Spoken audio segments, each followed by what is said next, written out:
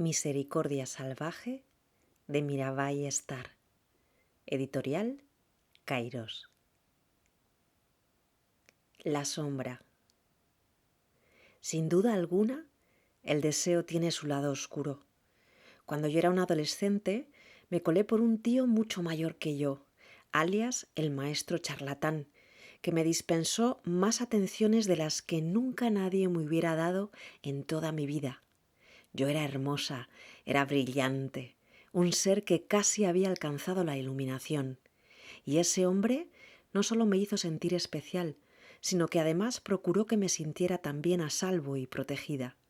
A mí me habían criado con unos criterios un tanto excéntricos, con buenas dosis de caos e incertidumbre, y la constancia de sus atenciones fue la cueva en la que encontré refugio. Ahí es donde nos escondemos.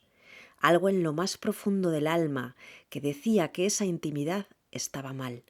Recuerdo una noche que estábamos en una granja de Mendocino, en California, trabajando en mantenimiento. Habíamos estado lavando los platos en la cocina después de cenar y se nos había hecho tarde. Para regresar a la cabaña del bosque en la que nos alojábamos con unos amigos, teníamos que atravesar un espeso bosque de secuoyas. Estaba tan oscuro que, aunque él iba a mi lado, no podía verlo, solo lo sentía. Podía oír sus pisadas y notar el olor de su pelo sin lavar. De repente me quedé sobrecogida del espanto. Se me pusieron los pelos de punta y un escalofrío me recorrió la espalda. Noté como si estuviera ante la mismísima presencia del maligno, y todos los músculos de mi cuerpo se tensaron, preparándose para la huida. Esto es ridículo, me dije a mí misma a modo de reproche. Él es tu amado. Es un santo. No olvides que fue él mismo quien te lo dijo. Contrólate. Me obligué a mí misma a no hacer caso de esa sensación espeluznante y a considerarla el producto de una imaginación desbordada. Incluso me dije que era posible que lo que estaba sucediendo fuera que las fuerzas de la oscuridad intentaban bloquear la luz que nuestro amor sagrado desprendía. En esos momentos llevábamos más o menos un año manteniendo relaciones sexuales ilícitas. Me había acostumbrado a depender de su afecto y no podía soportar la idea de estar sin él. Por eso deseché una señal de advertencia, corriendo un tupido velo sobre el tema, y cada vez que detectaba que se encendía la parpadeante luz roja, visible a través de las capas de la negación, racionalizaba la situación y la descartaba. Recuerdo otra ocasión en la que supe que estaba atrapada en la red tóxica de este hombre. Acampábamos en solitario en el desierto del Parque Nacional de Canyonlands. Un día decidimos tomar ácido. Tengo que confesar que a mí me aterraban las drogas, porque me habían dado LSD sin yo saberlo cuando tenía 13 años, y como ya he mencionado en las páginas anteriores, ese fue el desencadenante de que pasara varios años teniendo flashbacks y sufriendo estados disociativos. Pero mi amante me convenció de que echarse un trip en ese hermoso entorno con mi valiente protector de guía no solo sería seguro para mí, sino que además me liberaría. No fue ni seguro ni liberador. Cuando la droga me dejó frita, tuve la sensación de que mi amado era el demonio. Yo ni siquiera creía en esa criatura, pero en ese momento, ese hombre, mi amigo íntimo, representaba la viva imagen de Satán. Era repugnante y cruel, despótico y patético, y quería consumirme el alma. Si hubiera podido salir huyendo, lo habría hecho, pero no tenía ningún lugar a donde ir. Por lo tanto, me encaramé a una losa de arenisca, me senté en ella y esperé a que terminara ese viaje al infierno. Al final, nos pusimos en pie y subimos al coche. Atravesamos despacio el campamento, escuchando a los Dire Straits en el estéreo del automóvil, y eso me calmó un poco. Cuando el sol empezaba a ponerse, derramando sobre el desierto su fracturada luz, preparamos unos huevos revueltos, freímos bacon y tomamos cerveza. El maligno se desvaneció. Mi hombre encendió una linterna tipo Coleman y me leyó un capítulo de autobiografía de un yogui. Las mujeres tenemos que encontrar el equilibrio entre lo que significa abandonar las limitaciones sexuales que nos han impuesto durante miles de años de opresión patriarcal y mantener unos límites que garanticen el cuidado de nosotras mismas. Por un lado, desafiamos a los hombres que se valieron de sus posiciones de privilegio para poder acosar sexualmente y rebajar a las mujeres, y les exigimos que tomen conciencia de su misoginia inconsciente y asuman las responsabilidades de sus acciones perjudiciales. Por otro lado, afirmamos que somos dueñas de nuestros propios deseos y celebramos la libertad de vivir plenamente en nuestros cuerpos y disfrutar de nuestras relaciones íntimas con otros cuerpos libres. Esta danza de la intimidad consciente es una de las prácticas más sagradas que tenemos a nuestra disposición y una de las más atrevidas. La divina dismorfia. Las mujeres lo sabemos. Nuestros cuerpos lo saben, nuestras almas lo saben, estamos bendecidas y, a la vez, malditas con la capacidad de notar la malicia. Podemos adivinar cuándo no nos encontramos a salvo, cuándo van a violarnos. A pesar de que me educaron unos padres feministas e inicié mi edad adulta en una sociedad que otorgaba un poder nunca visto a las mujeres, yo seguía sintiéndome heredera de ciertas normas culturales retrógradas que me animaban a desoír lo que había aprendido en favor de encontrar a alguien que cuidara de mí. El charlatán, ese hombre que se acostó conmigo cuando yo era un adolescente y con quien me casé más tarde, era toda mi vida. Si le dejaba, me aseguró él, el universo entero se desharía en 1000 pedazos. Y le dejé. Y puedo asegurar que cuando lo hice, todo se arregló. Salí despedida hacia el universo y aterricé en el centro mismo de mi propio ser. No obstante, a pesar de que ya he llegado a conocerme bien por dentro y es muy poco probable que vuelva a desviarme, todavía vacilo. Todavía me veo buscando, de una manera muy sutil, eso sí, la aprobación de los hombres, y algo en mí se relaja cuando lo consigo. Todavía comulgo con las pautas que da la sociedad sobre lo que ha de ser la belleza femenina. Confieso que me preocupa demasiado el índice de mi masa corporal y, sin embargo, puedo mirar, y de hecho miro, a mujeres que son mucho más recias que yo y las veo bellas. Encuentro que sus suaves curvas son muy sexy. Mientras tanto, yo me esfuerzo por conseguir que me sobresalga la clavícula, que mi pelvis sea angulosa y mi vientre cóncavo. Cuento todas y cada una de las calorías que consumo y al final del día hago un cálculo concienzudo.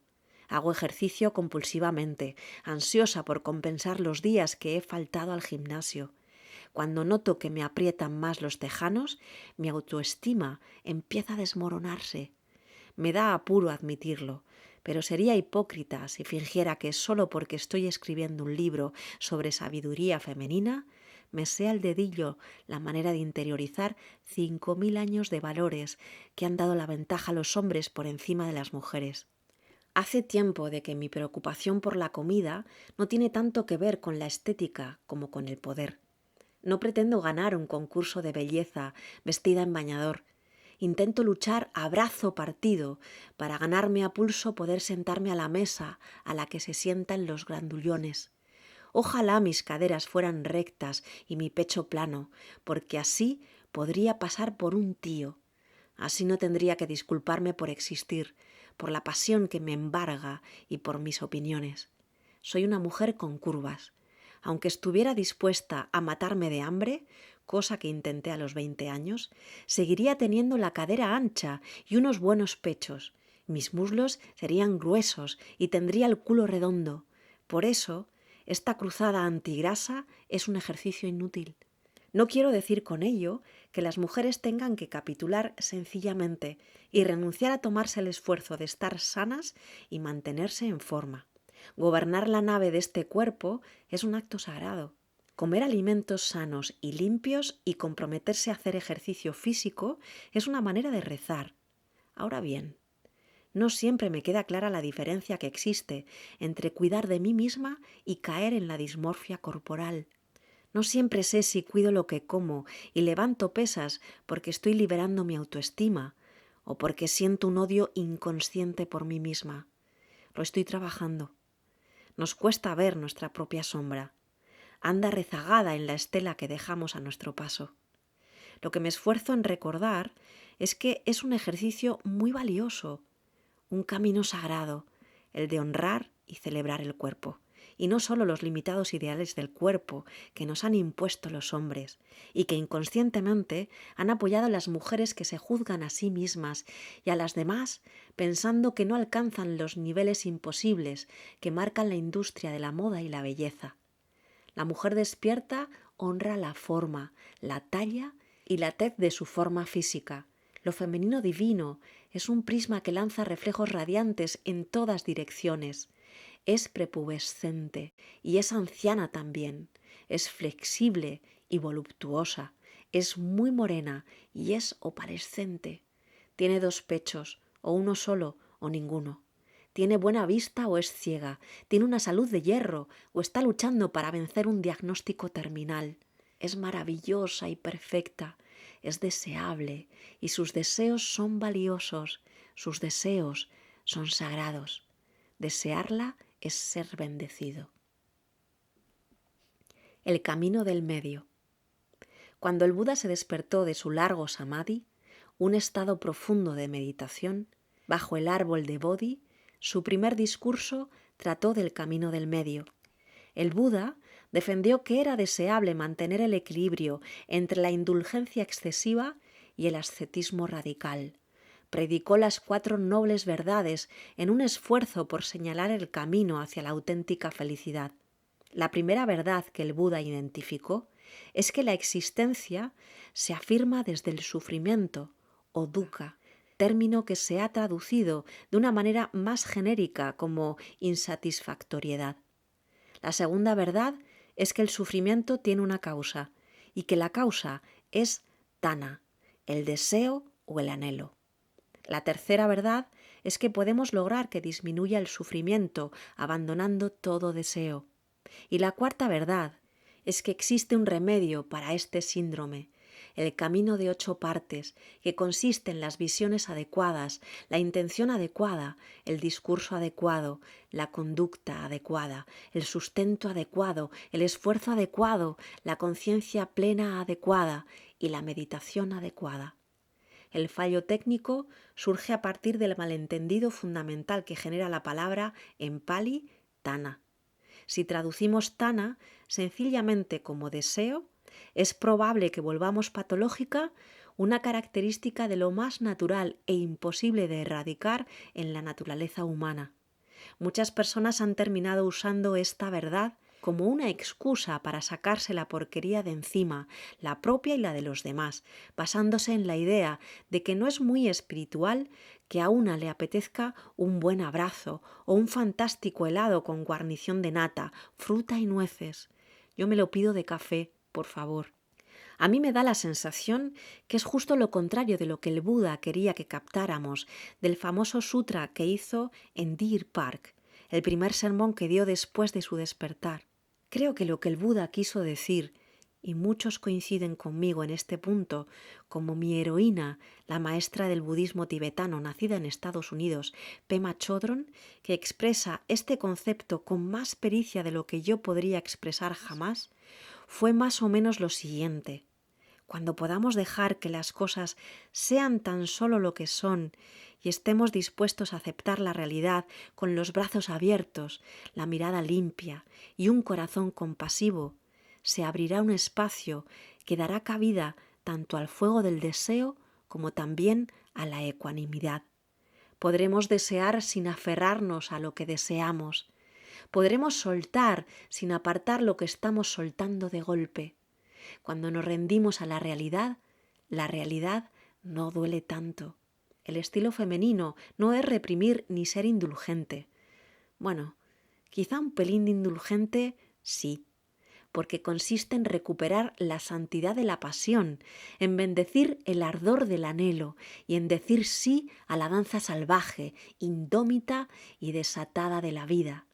consiste más bien en festejar la sagrada dulzura del cuerpo, el sexo, la comida, el ejercicio y el descanso.